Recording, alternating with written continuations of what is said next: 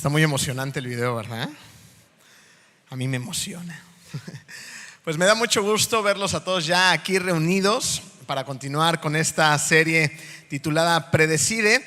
Pero antes de continuar lo que empezamos la semana pasada, acompáñenme a ponernos todos juntos en manos de Dios. Vamos a orar.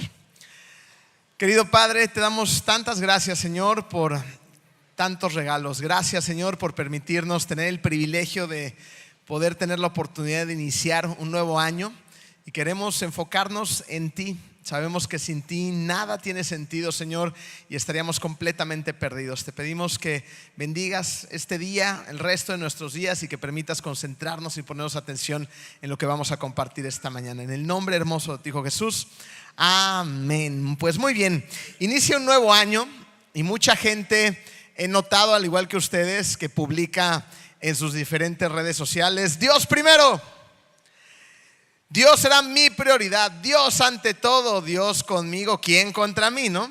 Y sabemos que como seguidores de Jesucristo, evidentemente tenemos que darle la prioridad. Mateo 6:33 nos dice: más bien busquen primeramente el reino de Dios y su justicia, entonces todas estas cosas les serán añadidas. Mateo 22:37 dice: ama al Señor tu Dios con todo tu corazón, con toda tu alma y con toda tu mente, respondió Jesús.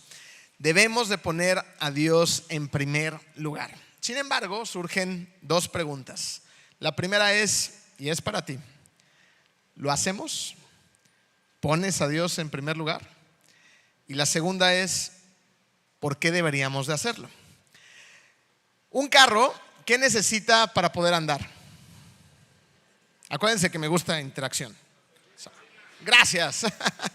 Gasolina. Bueno, hoy en día también ya los enchufas a la pared, ¿no? Pero al final de cuentas, lo que necesitas es una fuente de energía, ¿no? Es obvio. No vas, compras un carro y luego regresas con tu manual instructivo y le dices al vendedor: oiga, ¿y por qué le tengo que poner gasolina? ¿O sí? Obviamente es algo que tenemos que hacer. Entendemos que así funciona. Bueno, pues para que tú funciones, debería de ser obvio que necesitamos a Dios en nuestra vida. Esto lo estamos hablando como cristianos, ¿no? Hay mucha gente fuera de Cristo que ni eso es obvio para ellos, pero con el paso de los años, Dios quiera, vayan abriendo los ojos, se den cuenta de esa obviedad. Pero nosotros, que en teoría ya nos dimos cuenta de ello, tenemos que darnos cuenta de otra cosa: que solamente tener a Dios en nuestra vida no es suficiente. Para que nosotros funcionemos realmente bien, necesitamos que Dios sea el número uno en nuestra vida. Porque si no ponemos a Dios en el número uno, que es el lugar que le corresponde, nada va a terminar funcionando bien. Imagínate que, yo creo que les ha pasado a la mayoría de ustedes, que de repente agarras una camisa que se tiene que abotonar a las prisas, ¿no? Y pones el botón número 1 en el ojal número 2 y continúas, taca, taca, taca, y de repente te volteas a ver, ¿y cómo se ve la camisa? Pues toda chueca, ¿no? Está mal. El final de las cosas, el intermedio de las cosas, el paso número 2 ya está mal. ¿Por qué? Porque empecé con el paso número 1 mal, y entonces lo necesito volver a hacer. Entonces, pues utilicemos esta ilustración para el resto de nuestros días. No vaya a ser que al final de nuestros días lleguemos y digamos: todo está chueco, ¿no? Y estés ahí agonizando en la cama. Todavía estás a tiempo. Estamos a tiempo de poner a Dios en el lugar que le corresponde, porque si yo no lo pongo ahí, otra cosa voy a ponerla ahí. Incluso pueden ser cosas que tú consideres que son buenas: tu pareja, tu matrimonio, tus hijos, tu trabajo, tus estudios, no sé, cosas que son importantes. Pero ninguna de estas, ni ninguna otra, debe de ser tu número uno. Pero la realidad es que es bien fácil que pongamos cualquier otra cosa ahí, ¿no es así? A mí me pasa. Un día de repente abrí los ojos y me di cuenta que era pastor de tiempo completo. Yo todavía le pregunto a Dios cómo se le ocurrió esa idea. Pero ¿saben de qué también me doy cuenta? Que puedo ser pastor a tiempo completo, pero que muchas veces soy un seguidor de Cristo a medio tiempo. Y me doy cuenta de estas cosas cuando oro más en público que en privado. Me doy cuenta de estas cosas cuando leo mi Biblia para preparar mensajes, pero no porque tengo que invertir tiempo en mi relación personal con Cristo.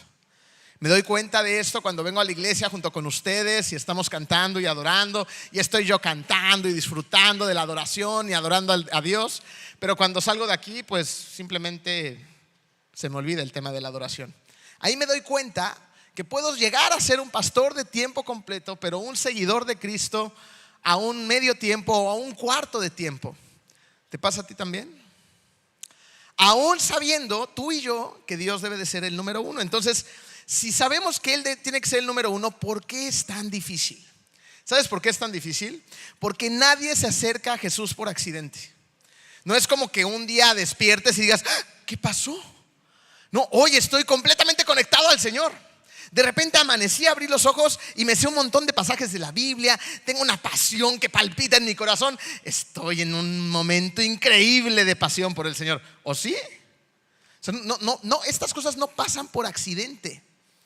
Así que por lo tanto, número uno, Romano, en tu programa, elegiremos que Dios sea mi número uno.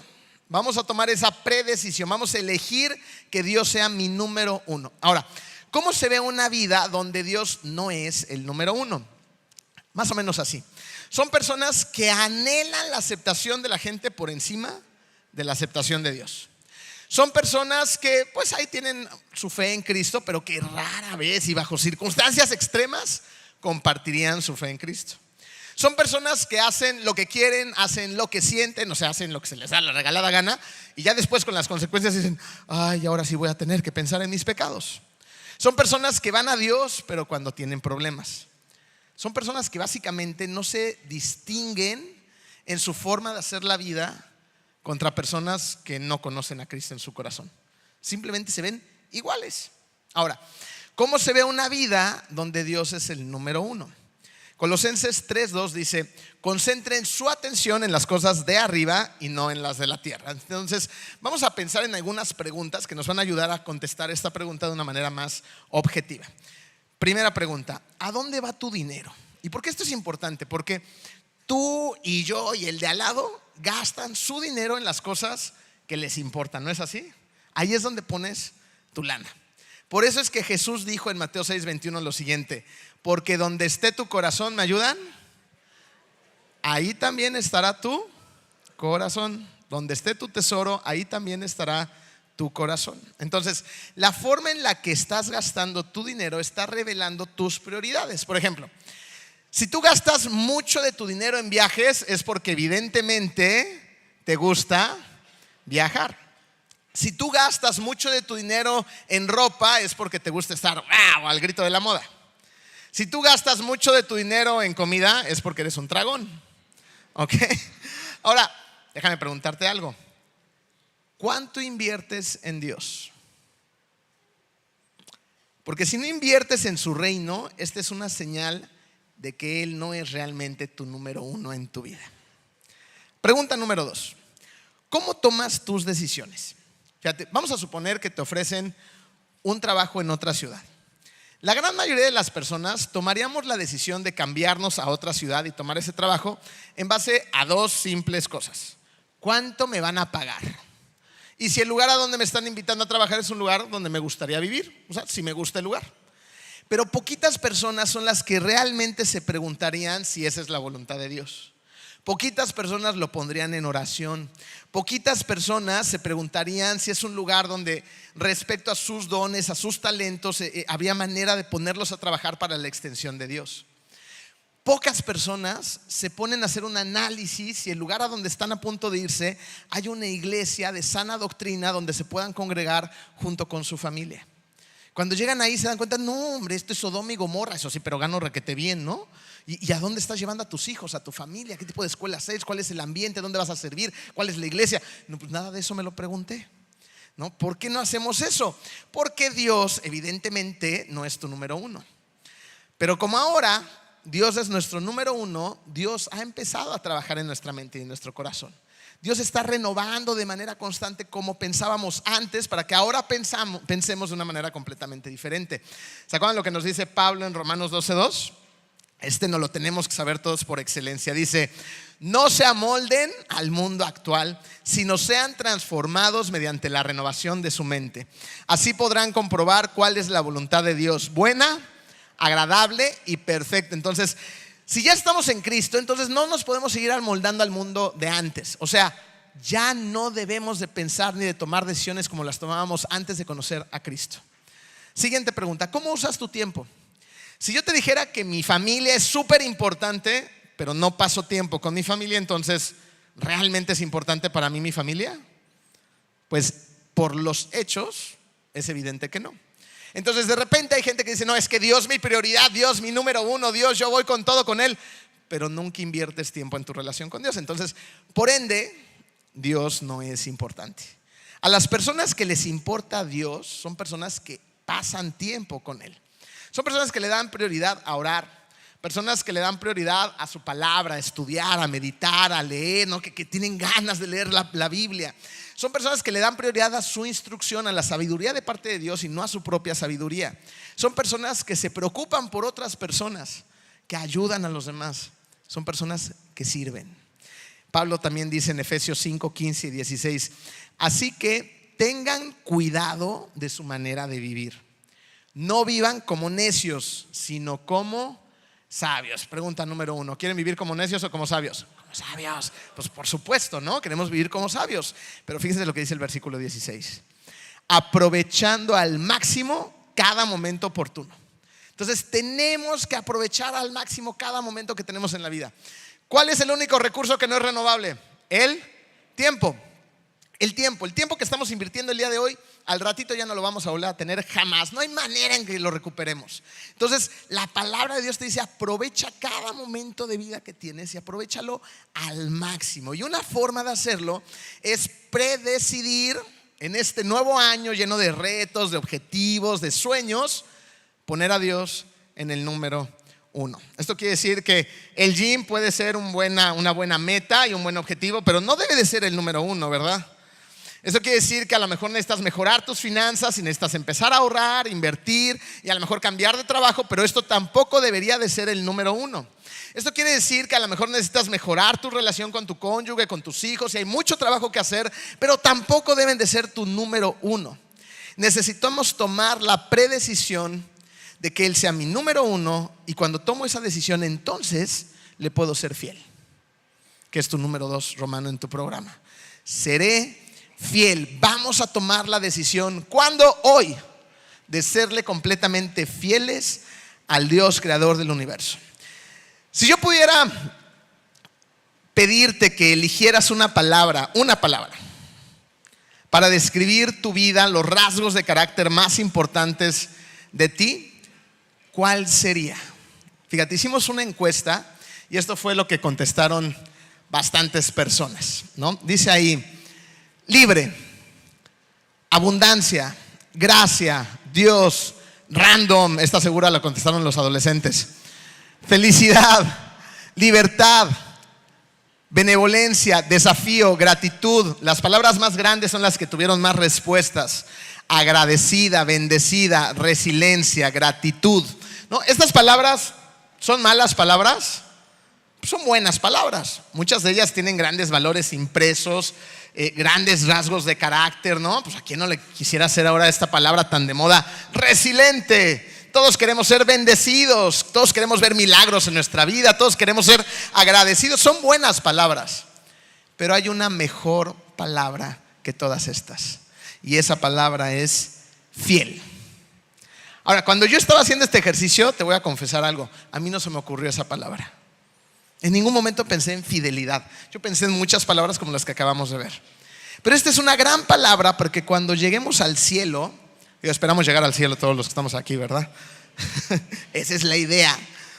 Cuando lleguemos al cielo, si hemos vivido una vida que le agrada a Dios, Él nos va a decir: bien, siervo bueno y fiel.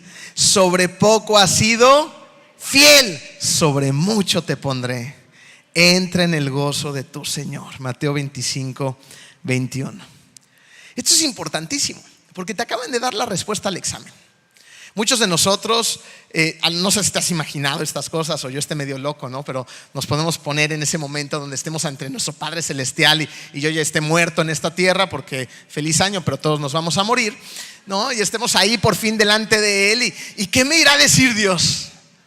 ¿No? ¡Ay, bien hecho, siervo popular! Ven a gozar el reino del Señor. Tenía 50,000 seguidores, ¿no?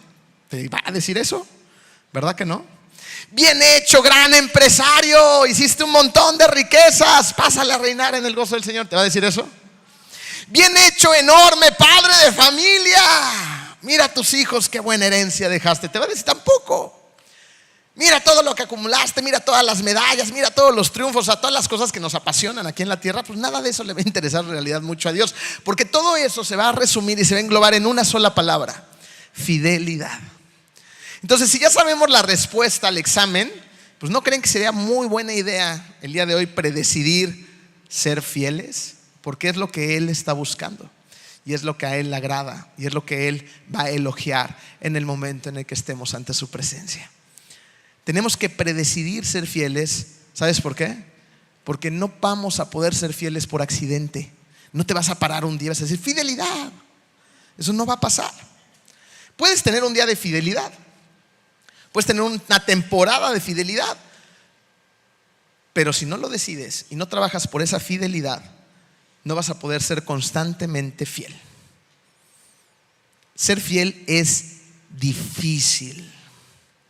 No es para nada fácil. Es difícil vivir con integridad, ¿no es así? Y más en este mundo en el que vivimos, donde todo te está empujando a ser poco honesto. Es difícil hacer lo correcto, donde hay tantos atajos en este país tan maravilloso en el que vivimos, tan corrupto, donde todo el tiempo, el mismo sistema te empuja de manera constante a hacer las cosas chuecas. Es difícil hacer lo correcto. ¿Qué tal honrar a Dios? Pues es complicado honrar a Dios de manera constante, requiere muchísimo trabajo y esto lo hace algo muy difícil, pero el sacrificio va a valer la pena. ¿Sabes por qué? Porque la fidelidad honra a Dios y Dios honra la fidelidad. La fidelidad honra a Dios y Dios honra la fidelidad. Para ser fieles vamos a tener que aprender a confiar en Dios y a confiar menos en nosotros mismos. Estoy un poco enfermo, así que fui a ver al médico hace unos días y el médico me dio la malísima noticia de que si quería llegar con voz al domingo me iba a tener que inyectar. Y no están ustedes para saberlo ni yo para contarlo, pero me chocan las inyecciones. Yo tuve muchos accidentes de chiquito y sufrí muchas cirugías y era bien valiente, pero ahora me he vuelto lo opuesto. Okay. Entonces me dijeron 3 inyecciones, no pasa nada, el domingo vas a llegar relativamente bien y vas a poder predicar, ¿no? Entonces me hice el valiente, le dije, órale doc. Llegué a la casa con mis inyecciones y el día de ayer estaba en la noche, no quiero que metan todo en la imaginación, por favor sean selectivos. Y estaba ahí con Jenny, estaba yo repasando mi sermón y me dice Jenny, oye, ya te voy a inyectar, porque ella también está enferma, todos estamos enfermos en la casa. Y me dice, y le digo, no, porque estoy estudiando y entonces no me voy a poder concentrar porque me va a estar doliendo. Ya sabes, bien collón, ¿no? Yo poniendo pretextos. Me dice, no, ya de una vez. Y estaba yo justo en este versículo, así, Habacuc 2:4, ¿no? Pero antes de entrar en el tema del versículo, Jenny es muy confiada de cómo inyecta, porque la verdad es que sí tiene muy buena mano, inyecta muy bien. Entonces, yo normalmente cuando inyecto me preparo. Ya sabes, la manita, la jeringa, le pegas, sacas la burbuja, ¿no? O sea, una preparación metódica. Ves la nalguita, la divides en sus 4 partes, ¿no? Y alcoholito, pácatelas, ¿no? Pero hasta pones la posición, todo. Y Jenny en la cama se sienta literalmente, así en medio de la cama, y agarra la jeringa y me dice, ya estoy lista. Le dije, no, mi amor, le dije, así no es. Le dije, mira lo que nos está diciendo el Señor. Habacuc 2:4, mira a los orgullosos, confían en sí mismos y sus vidas están torcidas. Yo me estoy imaginando toda la jeringa torcida, ¿no? Pero el justo vivirá por su fidelidad a Dios. Es una manera simpática de ilustrar la idea, pero la idea es que de verdad a veces confiamos demasiado en nosotros mismos. Así se quedó sentada y me inyectó bien porque tiene la capacidad. No, pero a veces pensamos tanto en nosotros mismos, en que hacemos las cosas tan bien, en que no necesitamos consejos, en que sabemos las cosas incluso mejor que Dios, que pues cometemos un chorro de errores y empezamos a vivir vidas torcidas, vamos por caminos que no son rectos, que son chuecos, y luego nos sorprendemos de las consecuencias. Nos dicen, ¿cómo llegué aquí? Pues ¿cómo habrá sido? Porque nos metimos ahí solitos. ¿Por qué? Porque somos propensos al orgullo. Tú y yo somos propensos a ser orgullosos. Por lo tanto, necesitamos predecidir no confiar en nosotros mismos, sino confiar en Dios. Ahora, si yo te preguntara ¿qué significa ser fiel para ti? ¿Qué te vendría a la mente? Así, de inmediato, pues como que a mí se me antoja pensar en no serle fiel a mi esposa, no engañarla, no hacer trampa, no agarrar atajos, no hacer trampa en ninguna de las cosas que hago. Pero estas cosas son reales, pero para Jesús esto es mucho más profundo. Así que Jesús nos va a hablar de fidelidad en 3 contextos específicos en la palabra de Dios. Número 1, para Jesús serle fiel tiene mucho que ver en cómo tratas a la gente. Número 2, tiene que ver muchísimo en cómo administras tus recursos. Y número 3, en cómo respondes a la voz de Dios, a la voluntad de Dios. Así que vamos a ver el número 1, que dice: cada interacción es una oportunidad para añadir valor. Cada uno de nosotros tiene decenas o cientos de oportunidades cada día y cada semana para añadirle valor a personas que hacen la vida junto a ti. Pero aquí tenemos un pequeño problema. El problema es que estamos ridículamente centrados en nosotros mismos. ¿No me creen? Foto grupal. Pónganse todos, es Navidad. Y ahí hasta se forman por generaciones, por edades, todo. Sacan la foto y vas corriendo a la foto. ¿A quién buscas primero? Digan la verdad. ¿Y de qué depende si la foto es buena o mala? De que tú hayas salido guapo o guapa, ¿no? Si tú saliste bien, es la mejor foto del año, vamos a enmarcarla y a ponerla aquí. Pero si tú saliste haciendo un gesto, la cara chueca, no, entonces es la peor foto del mundo, ¿sí o no? Y eres capaz de volver a formar a toda la familia con tal de que te saquen una foto que a ti te guste. Entonces somos bien egocéntricos. Vivimos pensando en a ver cómo me veo, a ver qué opinan de mí los demás, a ver qué voy a obtener yo de esto, ¿no? O sea, yo. Sin embargo, si tú has aceptado a Cristo en tu corazón, la palabra de Dios dice que ¿quién habita dentro de ti? El Espíritu Santo. Y el Espíritu Santo nos da el poder para vivir de otra manera al resto del mundo que vive centrado en sí mismo, a vivir con fidelidad. Y entonces, como nuestro deseo es ser fieles, gracias al Espíritu Santo que vive dentro de nosotros, predecimos que cada interacción que yo voy a tener con el resto del mundo es una oportunidad maravillosa para añadir valor. Eso es lo que hizo Jesucristo y es lo que nos toca hacer. Pablo nos dice en Efesios 4:29 lo siguiente: no salga de la boca de ustedes ninguna palabra mala. Dijo unas cuantas, poquitas, bájale 3 rayitas. No, dijo ninguna palabra mala, sino solo la que sea buena para edificación. ¿Cómo les va con eso, Porque híjole, cuando llega el chisme dices, ahora sí, a ver que me platiquen, ¿no? Y muchas veces cuando empiezan ahí a criticar al otro, luego, ay sí, a mí también me hizo, y fíjate que no. Y entonces ya está nuestra conversación rodeado de palabras pues malas, ¿no? Y dice aquí la palabra, pues que ninguna palabra mala salga, sino solo la que sea buena para edificación. ¿Edificación qué quiere decir? Para la construcción, para construir valor en la vida de las personas.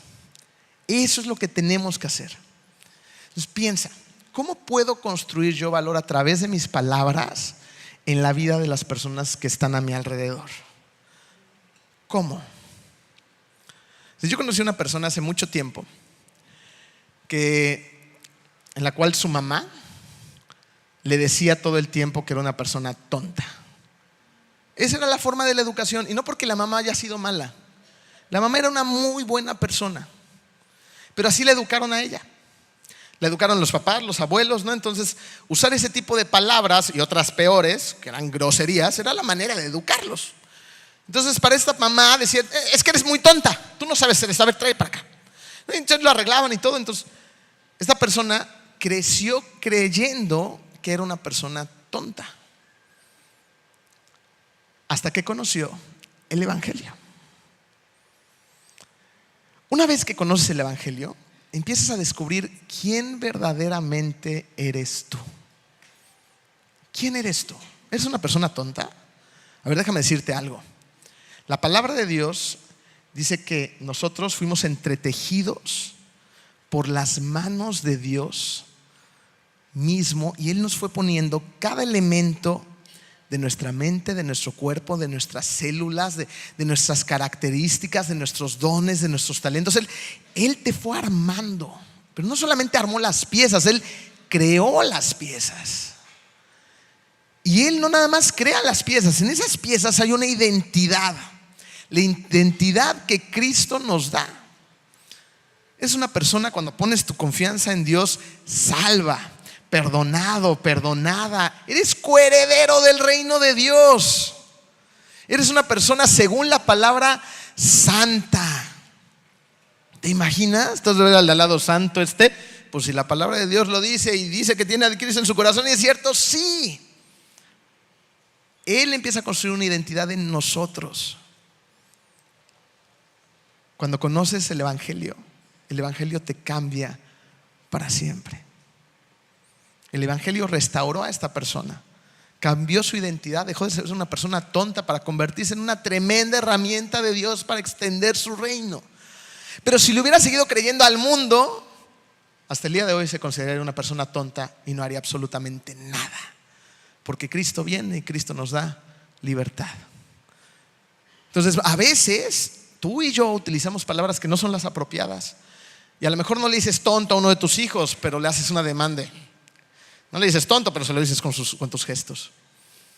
Y estás dañando a ese chiquito, o a ese adolescente, o a ese grandote. Entonces, tenemos que utilizar cada interacción que tenemos, cada oportunidad para añadir ¿qué? Valor.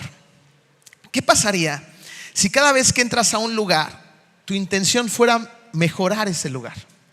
¿Qué pasaría si cada vez que tienes la oportunidad de hablar con alguien, tu intención, tu propósito fuera ser una bendición para esa persona? Seríamos luz, seríamos sal, estaríamos extendiendo el reino de Dios. Jesús era exactamente lo que hacía. Veía cada oportunidad de interacción con la gente para animar, para ayudar, para compartir la gracia de Dios. Y así fue añadiendo y añadiendo y añadiendo valor a la gente, y tú y yo tenemos que hacer lo mismo. Añadimos valor a las personas cuando les mostramos gracia. Añadimos valor a las personas cuando vemos por sus necesidades, cuando las perdonamos, cuando edificamos, cuando les servimos. Y así es como Dios te puso en ese lugar donde vives, en ese trabajo donde estás, en esta ubicación geográfica, en esa familia tan complicada. ¿Sabes para qué? Para que seas de bendición. Para que seas de bendición para todos ellos. Y así es como Dios va poniendo en tu camino personas que necesitan ayuda, aliento, edificación, que necesitan desesperadamente conocer a Dios. Tú puedes y tú debes añadir valor. Cuando haces esto, entonces eres fiel. Número 2, cada recurso es una oportunidad para multiplicar. Cada recurso que tú tienes es una oportunidad para multiplicar. Aquí hay una parábola en Mateo 27 muy famosa, que hemos leído muchas veces y muy interesante, que trata acerca de un hombre que está a punto de salir de viaje. Es un hombre que tiene mucho dinero, tiene sus riquezas, se va de viaje y por alguna extraña razón decide confiarle sus tesoros, su dinero a sus siervos. Entonces a un siervo, al primer siervo le da 5 bolsas de plata, al segundo siervo le va a dar 2 y al tercer siervo le va a dar solamente 1. Resulta que los 2 primeros siervos se van a poner a trabajar. ¿Se van a poner a qué? A trabajar. Entonces se ponen a trabajar, van a invertir los recursos que este hombre les ha dado y les va a ir muy bien.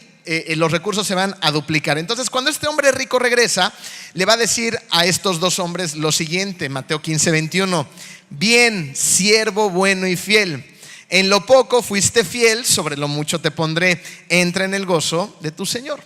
Estos siervos han multiplicado los recursos que se les dio, y la palabra de Dios utiliza la siguiente palabra para describirlos: fieles. Multiplicar lo que se ha dado en la tierra, en el reino de Dios, es igual a fidelidad. Veamos la progresión. El amo les confía bienes a sus siervos. ¿Qué te ha confiado a ti Dios? Te ha confiado dones, te ha dado talento, te ha dado tiempo, te ha dado recursos. Dones, talento, tiempo, recursos. Esto ya está en tu cancha, ya se te dio desde hace mucho tiempo. 2, los siervos multiplican lo que les dieron. ¿Cómo te ha ido a ti con eso? ¿Cómo te ha ido con esa inteligencia que Dios puso dentro de ti? ¿Cómo te ha dado con la familia que te ha dado, a pesar de lo que sea? Pero ¿cómo te ha ido? ¿Cómo te va con los recursos, poquitos, regulares o muchos, que tienes o que has tenido? ¿Cómo te ha ido? 3, el amo los llama fieles. Si el día de hoy tú estuvieras ante la presencia de Dios, ¿qué diría Dios de ti? ¿Te podría decir fiel? 4, el amo recompensa su fidelidad, esto es hermoso, con más responsabilidades. Esto es como cuando tienes un adolescente que está aprendiendo a manejar, ¿no? Y a lo mejor ya no está tan chiquito, ya va creciendo y de repente te dice: papá, mamá, ya estoy listo, préstame el coche. Y tú te empiezas a morder las uñas, ¿no? Ay, ya llegó el momento, quiero que se quede chiquito, pero al mismo tiempo te conviene que crezca, ¿no? Porque luego lo utilizas de esclavo. Ve al Oxxo, ¿no? Entonces dices: órale, va. Te arriesgas, ¿no? Coche seguro, con seguro, por favor, porque luego chocan y ay, ni seguro tenía. Y ahí terminan todos en los separos. Pero bueno, este sí tiene seguro, está en buenas condiciones el carrito, se lo prestas a tu hijo, ¿no? Y tu hijo se va y quedas en 1 hora. Ajá, tiene que regresar a 1 hora exacta y puntual, lo amenazas.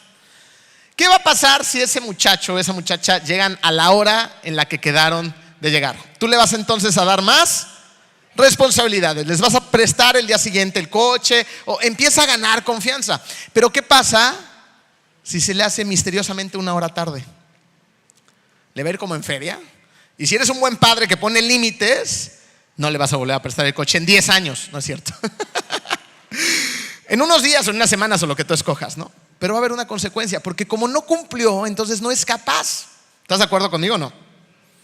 Si cumple, entonces le das un poquito más de responsabilidad. Somos bien buenos para regañar a los adolescentes, pero a ver, ¿y tú qué? ¿Cuántas cosas no te ha dado Dios y tú y yo no hemos cumplido? ¿A cuántas citas de parte de Dios ni siquiera has llegado? Olvídate de llegar tarde. Ay, no, qué miedo. Mejor que le hable a alguien más, porque yo no sé cómo compartir el evangelio. No, ay, qué miedo confrontar a esta persona en amor, porque yo lo único que sé es regañar y te empiezas a justificar, ¿no? Y no llegas a las citas, no administras bien los recursos, desperdiciamos el tiempo como si nunca se fuera a acabar, ¿no? El templo de Dios lo convertimos en catedral. O sea, somos un caos.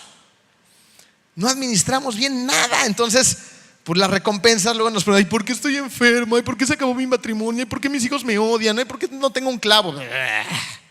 Pues volteemos a ver el pasado de las acciones. No fuimos responsables en lo poquito, pues obviamente Dios no te dio más. No estás viviendo las consecuencias de tus propias acciones. ¿Es tu caso? Porque en muchos aspectos de mi vida sí lo es. No en todos, pero en muchas áreas sí. Tengo mucho trabajo que hacer igual que tú. Y yo espero que si el día de hoy me hable el Señor, que ojalá que no me hable, porque hoy todavía no le puedo dar buenas cuentas, me dé un chancecito más de tiempo, me ponga las pilas. Porque igual y no llego a mañana. Número 5. Los siervos fieles participan en el gozo del Señor. Qué maravilla, ¿no? Esos siervos fieles van a participar en el gozo del Señor. Antes de todas las bendiciones que empezaron a gozar esos siervos, los siervos tenían que ser, ¿se acuerdan de la palabra mágica de hoy? Fieles. Y este es el mismo plan para ti. Una forma de serle fiel a Dios es cuidando y multiplicando lo que Él te ha dado. ¿Te ha dado un coche viejito destartalado? Cuídalo. Llévalo al servicio, cámbiale el aceite, tráelo con buenas llantas, asegúralo, por amor de Dios. ¿Te ha dado una casa chiquita, un departamentito, lo que sea, una mansión? Tenla ordenada, tenla limpia, cuídala. Porque luego traemos gente de fuera que no conoce a Cristo y entran en un lodazal que dicen: ay, estos cristianos, mira qué cochinos son. No, si así está su casa, ¿cómo estará su corazón? Fuera de broma, es serio. ¿Porque no haces tú lo mismo? Entonces, tenemos que ser congruentes. Yo sé que es bien complicado, pero en todas las áreas de nuestra vida. Un coche limpiecito, nuestra casita como sea, humilde, lo que sea. Mi abuela decía: la pobreza no está peleada con la limpieza. ¿Habían escuchado esa? Las abuelas y su sabiduría, ¿verdad?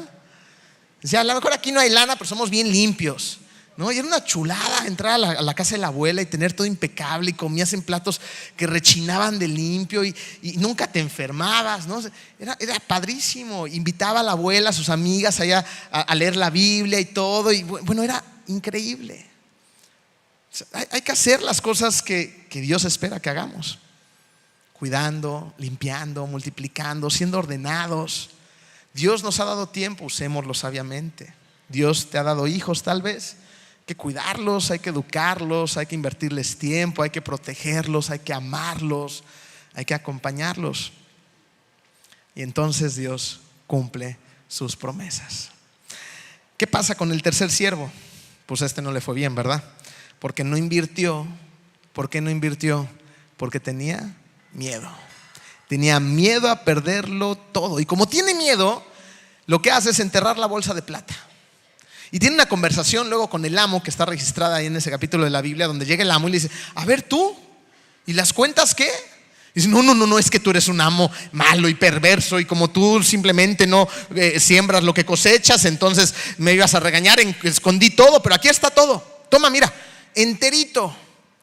Este señor no robó, no malversó los fondos, no se llevó a nadie al baile, simplemente lo enterró. Y aún así, aunque no hizo nada malo, al tercer siervo se le dice siervo malo y perezoso. Malo y perezoso. Aquí vemos claramente lo contrario a la palabra fiel. En este contexto de la Biblia dice que la fidelidad es igual al trabajo y al esfuerzo, como acabamos de demostrarlo. Pero la infidelidad es igual a pereza, flojera, no hacer lo que uno debe de hacer. Entonces, ¿qué te ha dado Dios? ¿Y cómo puedes ser fiel multiplicando cada uno de esos recursos? Número 3, la fe exige riesgo. ¿Qué nos podría impedir ser fieles? El riesgo. De hecho, esto fue lo que le pasó al tercer siervo. Se quedó en el área segura, ¿no? Por miedo a no tomar el riesgo. Pero la fe verdadera exige riesgo. Hebreos 11:1. ¿Qué es la fe? La certeza, esta no está en tu programa ni en pantallas. La fe es la certeza de lo que se espera, la convicción de lo que no se ve. No está en pantallas porque se supone que no la sabemos, ¿no? La fe es se merecen un aplauso. Hebreos 11:6. Ahora, un poquito más adelante, la progresión del pasaje dice: sin fe es imposible agradar a Dios. Y la realidad es que a veces estamos bien confundidos y pensamos que Jesús murió para darnos seguridad. Efectivamente, Dios nos da por medio de Jesús seguridad eterna cuando ponemos nuestra confianza en Él. Sin embargo, no murió nada más para eso. ¿Sabes para qué también murió? Para hacerte peligroso. Para hacerte peligrosa. A lo mejor tú como marido dices: no, es que sí es peligrosa mi mujer. ¿Ah? Murió para hacernos peligrosos. Esto me hizo recordar a Pedro. Pedro, cuando predica su primer sermón después de que Jesucristo ha sido crucificado, pero también ha resucitado. Imagínate que tú fueras Pedro y que vives en un mundo sanguinario donde la ley está bien torcida, ¿no? Donde en cualquier momento te atrapan y también te suben a ese madero, te crucifican igual, te torturan, te dan tus 49 latigazos, te hacen pedazos. Porque es lo que acababa de ver Pedro, lo que le hicieron a Jesús. Hicieron todo eso, lo ridiculizaron, le hicieron cargar el madero, lo colgaron en una cruz, lo torturaron, y tú estabas ahí viendo todo lo que pasaba. Sin embargo, Jesucristo ha resucitado. Y entonces Pedro se ha convertido en un discípulo verdaderamente peligroso para el reino de las tinieblas. Y sin más ni menos se va a parar enfrente de 3,000 personas y les va a predicar un sermón que no tiene abuela. Esos 3,000 personas van a escuchar por medio de Pedro la palabra del Dios y van a escuchar todas las maravillas, los milagros y el poder de Jesucristo, y se van a convertir. Van a arrepentirse de sus pecados y se van a bautizar. Pedro, claro que debió haber tenido miedo, pero aún así lo hizo. Una vida de fe es una vida que toma riesgos, y lo vemos en cada persona en la Biblia que tuvo una gran vida de fe. Moisés retando al faraón, David enfrentándose al gigante, a Goliat, Daniel en el foso de los leones. Pero tú podrías preguntarte: ¿y por qué querrá Dios que me arriesgue? Digo, yo como papá no voy a aventar a mis hijos a que se arriesguen. Tus hijos necesitan correr riesgos para madurar, para crecer. Pero esos son nuestros hijos. ¿Sabes para qué necesita Dios que te arriesgues? Dios quiere que te arriesgues porque quiere que tengamos una confianza al 100% en Él, y que a través de esta confianza al 100% en Él formemos un fuerte vínculo con Él a través de esa poderosa dependencia. Por eso quiere que nos arriesguemos. Pero cuando vamos a lo seguro, pues en realidad no necesitamos mucho de Dios. Y aquí hay un problema. El problema es que el riesgo conduce al miedo. Por eso uno de los mandamientos más repetidos en la Biblia es: no temas. La realidad es que muchas veces queremos vivir libres de riesgo, pero Dios quiere que vivamos libres para arriesgarnos. Eso es lo que quiere Dios, que vivamos libres para arriesgarnos. Pero aún así preferimos ir a lo seguro. ¿Por qué? Porque nos da miedo. El riesgo causa miedo, y el miedo es difícil de superar, pero tenemos que hacerlo si queremos ser fieles. Y aquí hay una clave para vencer el miedo. Tu disposición a arriesgar se basa en el beneficio potencial. ¿Escucharon eso? Tu disposición a arriesgar se basa en el beneficio potencial. ¿Qué quiere decir esto? Imagínate que tu casa se incendia. Adentro de tu casa, en este escenario, no hay nada más que cosas materiales. Entonces, ¿tú entrarías corriendo en medio del fuego a salvar el Xbox? No hay adolescentes aquí, ¿verdad? Yo sí. Pues claro que no. No entrarías a salvar un pedazo de plástico que se quemaría. Por más valor que tuviera para ti, se está quemando la casa de ninguna manera.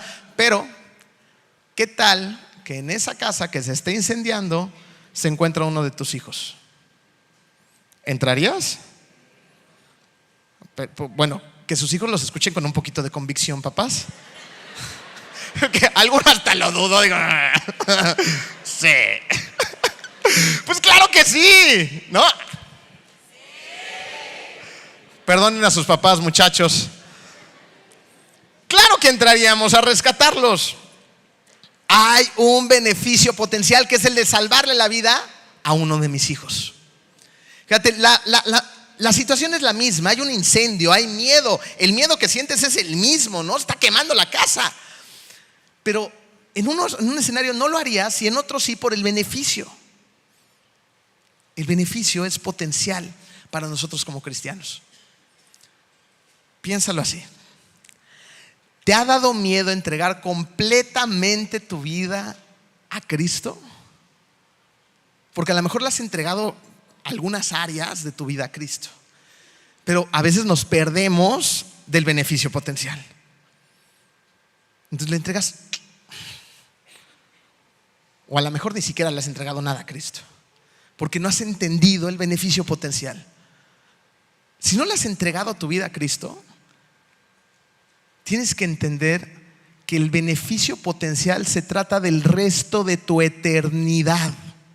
Y tu eternidad no depende de que creas en ella o no. Dicen, no, pues es que yo no creo en eso, entonces no existe.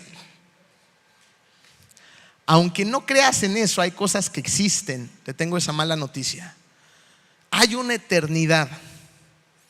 ¿Qué es lo peor que puede pasar si te mueres y nada de esto era real? ¿Qué puede pasar? Pues nada. Pero ¿y si sí? Y yo le creo a la palabra de Dios. Yo estoy 100% seguro que lo que dice la Biblia es la palabra de Dios, y Él dice que hay una eternidad después de esta vida, y que es ahí donde vamos a pasar mucho tiempo.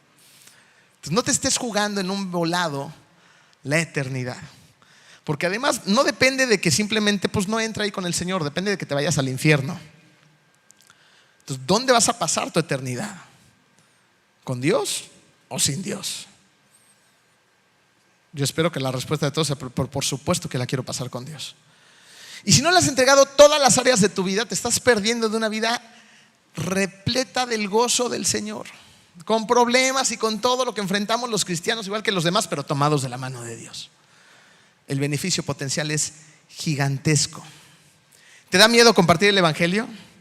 A veces sí. Pero cuando entendemos el beneficio potencial de que el que yo comparta puede transformar la vida de esta persona en la tierra y en la eternidad, entonces digo, órale, va, le entro. Pero cuando no lo entiendo, ni me animo, tengo otras cosas que hacer.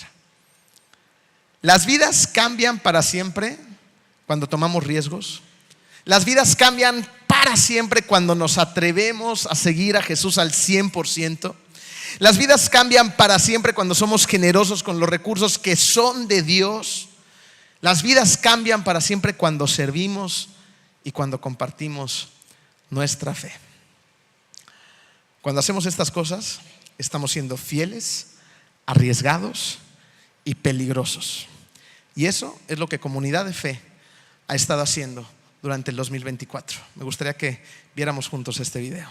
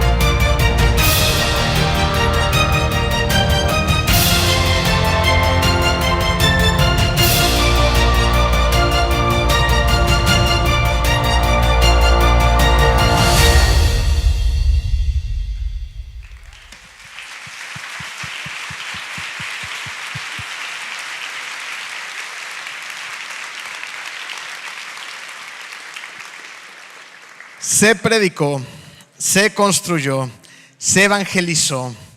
Fuimos al Amazonas, por Dios, misiones en el Amazonas. Se está construyendo una preparatoria. Estamos haciendo mejoras dentro del edificio. Estamos predicando la palabra aquí adentro, pero también allá afuera, en Cancún, en la cárcel, en los hospitales, con jóvenes, con niños, con adultos mayores.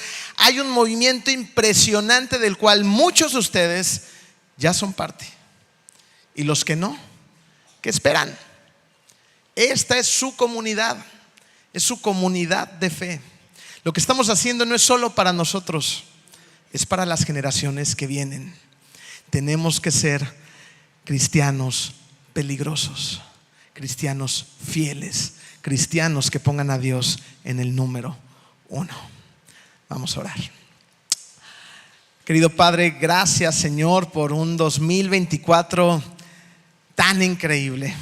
Venimos todavía recuperándonos del golpe de la pandemia, pero hemos visto, Señor, cómo tú estás aquí, cómo tú abres puertas, cómo tú nos impulsas, cómo esta es tu iglesia y cómo nos estás permitiendo seguir creciendo cada vez más y más y más.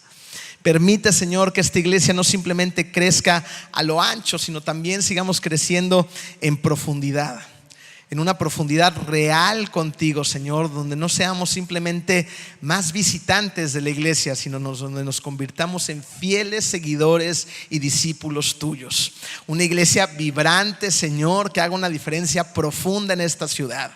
en esta ciudad y en este país, donde no solamente podamos abrir una iglesia más en la Ciudad de México, continuar con la iglesia en Mérida, sino quién sabe hasta dónde, Señor, nos vayas a llevar tú.